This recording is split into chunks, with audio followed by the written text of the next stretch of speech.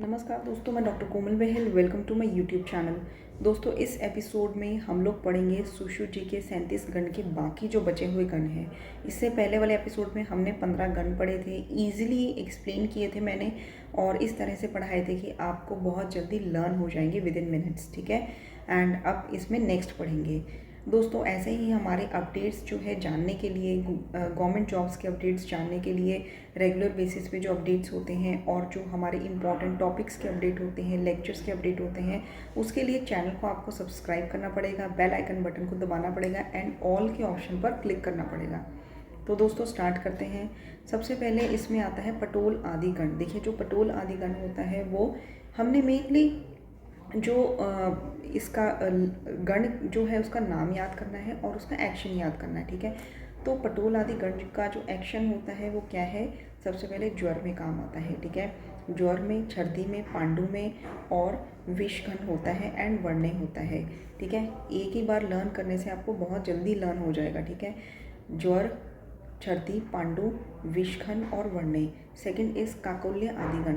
काकोल्य आदिगण जो है PVR, पित्त, वात और रक्त का शमन करता है, स्तन्य जनन होता है, कफ को बढ़ाता है और साथ में क्या करता है, ये जीवनीय होता है और बृहन्य होता है। ठीक है। और इसके बाद अभी हमने दो पढ़े, पटोल आदिगण एंड काकोल्य आदिगण। इसके बाद है ऊषक आदिगण। ऊषक आदिगण जो है ये कफ और मेद का शमन करता है, नष्ट करता है। ठीक है। और अश्मरी है, शर्करा है, मूत्रकृच है और इसके साथ गुल्म का नाश करता है। ठीक है। अश्मरी, शर्करा, मूत्रकृच एंड गुल्म का नाश। नेक्स्ट आ जाता है आपका पिपासा आदिगण, जहाँ पे सारिवा आदिगण। जहाँ पे सारिवा आदि गण आ जाता है वहाँ पे आपने पिपासा शब्द ज़रूर लर्न कर लेना है। ठीक है। तो सारिवा आदि गण में ये पिपासा गण होता है और साथ में रक्त पित्त प्रशमन करता है एंड पित्त ज्वर का शमन करता है और साथ में विशेष रूप से दाह का शामक होता है। तो पित्त से रिलेटेड जो लक्षण होते हैं, रक्त पित्त हो गया, पित्त ज्वर हो गया, दाह विशेष रूप से एंड पिपासा घन होता है ये। ठीक है। तो सारिवा आदि गण के बाद हम लोग पढ़ेंगे नेक्स्ट इज अंजन आदि गण। अंजन आदि गण भी कुछ इसी तरह से काम करता है, जैसे कि ये रक्त पित्त का प्रशमन करता है। सेकंड इसकी ये अभ्यंतर दाह का शमन करता है, अंजन आदि गण। और इसके साथ ये बस आपने ये दो ही लर्न करने हैं। ठीक है। रक्त पित्त प्रशमन एंड अभ्यंतर दाह का शमन करता है। तो हमने अभी तक कितने पढ़े? पटोल आदिगण, काकोल्य आदिगण, सारिवा आदिगण और ऊषक आदिगण, अंजन आदिगण। ठीक है। इसके बाद आ जाता है आपका परूषक आदिगण। परूषक आदिगण जो है, जहाँ पे परूषक मतलब अनार, तो अनार जहाँ पे है वहाँ पे हृदय ज़रूर आएगा। तो ये हृदय होता है, मतलब हृदय को अच्छा लगने वाला अरुचि घन होता है। अब हृदय को जो चीज़ अच्छी लगेगी खाने की तो फिर उससे भूख भी उसको देख कर नेचुरली लग जाएगी। तो अरुचि घन है, हृदय होता है एंड इसके अलावा पिपासा घन होता है और वात विकार नाशक होता है। परूषक आदि गण के जितने भी द्रव्य होते हैं इनके फल का प्रयोग किया जाता है। दोस्तों नेक्स्ट आपका आ जाता है, नेक्स्ट है आपका प्रियंगवादीगण एंड अंबष्टादिगण। प्रियंगवादी एंड अंबष्टादिगण दोनों का जो एक्शन है दैट इज ये संधानीय होता है, पक्व अतिसार का शमन करता है और इसके साथ साथ ये पित्त के विकारों को और व्रण को रोपण करने का काम करता है। ठीक है। एंड इसके बाद नेक्स्ट आ जाता है न्योग्रोध आदिगण। तो इसके दो मेन आप याद रखिए यूजेस। ये एक तो संधानीय होता है और एक रक्त पित्त को हरने वाला होता है। ठीक है। न्योग्रोध आदिगण जो होता है वो हमेशा पित्त दोष को शमन करने के रिलेटेड ही उसका एक्शन आता है। एंड नेक्स्ट आता है आपका गड़ुच्य आदिगण। गड़ुच्य आदिगण सर्व ज्वरान हंती, ये वर्ड याद रखिएगा कि सर्व ज्वरों को घन करने वाला, मतलब कि नष्ट करने वाला होता है। इसके अलावा बाकी जैसे कि हरलास है, वमन है, छर्दी है, पांडु है, पिपासा घन, ये सब एंड मेन सर्व ज्वरान हंती आपने याद रखना है। नेक्स्ट आपका आ जाता है उत्पल आदिगण। उत्पल आदि में कमल जो होते हैं, सभी कमल होते हैं जो द्रव्य हैं, लेकिन मतलब अलग अलग प्रकार के कमल होते हैं इसमें द्रव्यों में, लेकिन एक्सेप्ट वन, एक मुलेठी होती है, बाकी सभी द्रव्य अलग अलग टाइप्स के कमल इसमें इंक्लूडेड होते हैं। तो उत्पल आदिगण जो होता है ये दाह और रक्त पित्त का प्रशमन करता है एंड नेक्स्ट इसकी ये और इसके कार्य जैसे कि ये मूर्छा हरता है और हृदय रोग में और विष में एंड पिपासा घन ये सब होता है, ठीक है। पिपासा घन गुरुच्यादि घन में भी आता है। एंड नेक्स्ट आपका आता है मुस्ता आदि घन। मुस्ता आदि घन 3 चीज़ें हैं, योनि दोषहर है, स्तन्य शोधन करता है एंड आम दोष का पाचन करता है। नेक्स्ट आपका आता है त्रिफला अधिगण। त्रिफला अधिगण में आपको पता है हरड़ बहेड़ा आंवला होता है।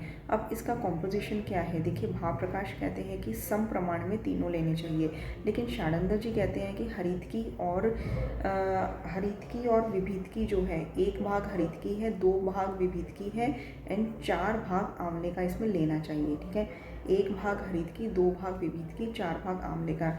इसमें जो विशेष इसकी एक्टिविटीज़ क्या है, ये कफ और पित्त का नाश करता है, दीपनीय होता है, चक्षुष्य होता है, ठीक है। एक तो ये हो गया। एंड नेक्स्ट इसकी ये विषम ज्वर घन होता है, विषम ज्वर घन, ठीक है, ये आपको याद रखना है, ठीक है। इसके अलावा मेह कुष्ठ प्रशमना नाम भी होता है।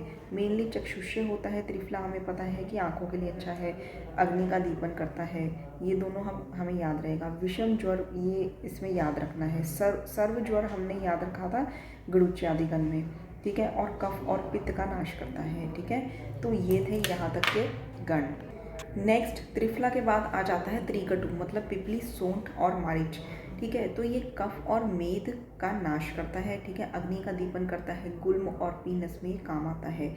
और इसके बाद आ जाता है आपका त्रपवादीगण। त्रपवादीगण में क्या खासियत है, इसमें कोई भी प्लांट्स नहीं होते हैं, इसमें मेटल्स होते हैं, जैसे कि टिन है, लेड है, कॉपर है, सिल्वर है, आयरन है, ठीक है। तो ये गर एंड कृमि हर परम होता है, मतलब गर विष को और कृमि को हरने में ये श्रेष्ठ माना गया है। और जो विष दोष होते हैं एंड क्योंकि इसमें आयरन होता है तो ये पांडु मतलब कि एनीमिया में भी अच्छा होता है, हृदय रोगों के लिए भी ये अच्छा माना गया है, पिपासा के लिए भी अच्छा माना गया है, ठीक है।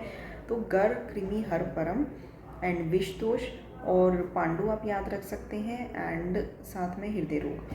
और नेक्स्ट आ जाता है लाक्षा। लाक्षा दुष्ट व्रण का शोधन करने में बहुत अच्छा होता है। लाक्षादिगण दुष्ट व्रण शोधन में काम आता है और कफ और पित्त दोष को हरने में ये काम आता है, ठीक है। बाकी मेह और कुष्ठ जो है ये इसमें साथ में आपने ऐड कर देने हैं। एंड नेक्स्ट एंड लास्ट में आ जाते हैं आचार्य सुश्रुत जी द्वारा वर्णित पंचमूल। 5 पंचमूल है, ठीक है। तो 5 पंचमूल में सबसे पहले है लघु पंचमूल, जिसमें आता है गोखरू, छोटी कटेरी, बड़ी कटेरी, शाल पढ़नी एंड प्रश्न पढ़नी। शाल पढ़नी को हम विदारी गंधा बोलते हैं। तो ये भृंगणीय होते हैं।